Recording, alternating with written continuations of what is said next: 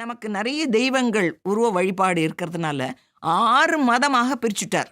இத 6 பிரிவாக பிரிச்சு, உனக்கு கணபத்தியம், உனக்கு கணபதி தான் உனக்கு பிரதம தெய்வமாக இருக்கணும், அதுதான் எனக்கு பிடிச்சிருக்கு, நான் அவரைத்தான் வணங்குவேன் என்று சொன்னால் நீ அந்த குரூப்பை சேர்ந்துக்கோ. ஒவ்வொருத்தரையும் ஒவ்வொரு குரூப்பாக பிரித்து விட்டுட்டார்.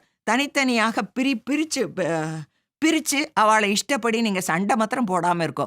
உனக்கு முருகன் தான் வேணும்னா கௌமாரத்தில் நீ போய் சேர்ந்துக்கோ. நீ இயற்கை தான் வேணும், எனக்கு சூரிய நமஸ்காரம் பண்ணிட்டு தான் நான் எழுந்திருப்பேன் அப்படின்னு நீ சொன்னேயானால் சரி, நீ சௌரம்ன்றத போய் அந்த குரூப்பில் போய் நீ சேர்ந்துக்கோ.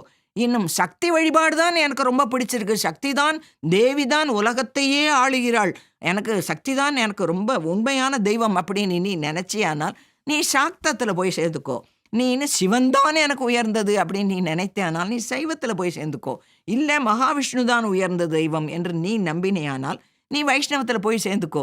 பகவான் என்பது, பரமாத்மா என்பது ஒன்னே ஒன்று தான். ரூபம் வித்தியாசமாக இருப்பது உன்னுடைய பூர்வ ஜென்ம வாசனையின் பொருட்டாக நமக்கு இப்போ விருப்பு வெறுப்புகள் மாறுகின்றது என்று சுவாமி சொல்றார் நமக்கு.